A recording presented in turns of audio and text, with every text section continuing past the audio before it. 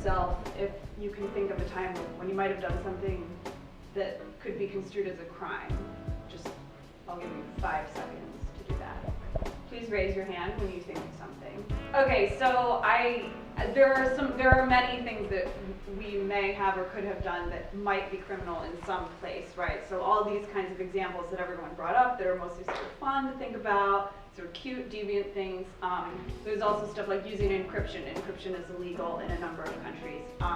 There are all kinds of blasphemy laws against insulting Islam, insulting the king in certain countries. So I want to talk to you about Ethiopia right now.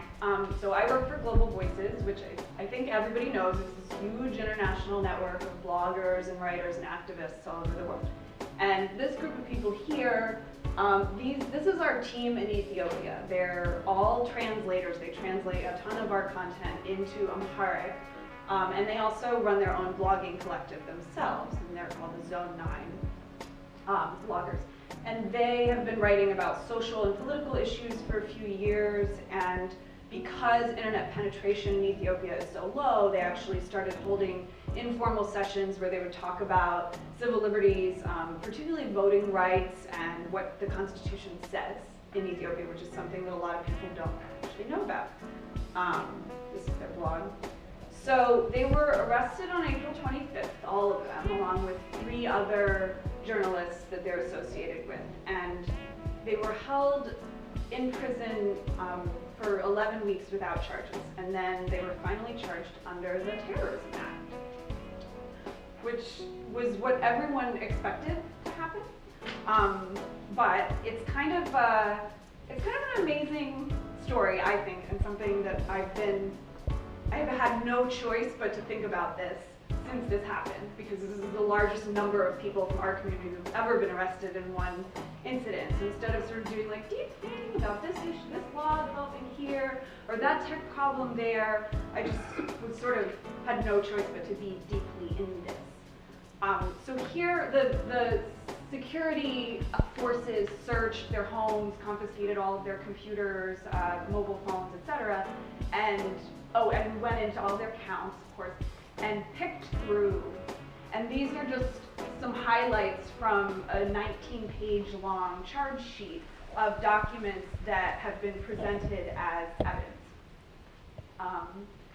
All the kinds of documents that some of us surely have looked at these too, security in the box. Documentation that sounds pretty sort of standard kind of thing that you might find on a computer in the Berkman Center.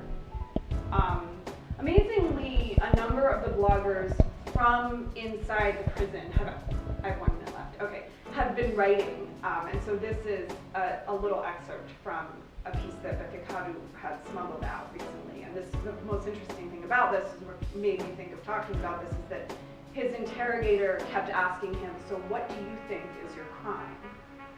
And it was kind of fascinating because he was like, I don't think I committed a crime. They've done everything under their real name. They're trying to get people to understand the Constitution.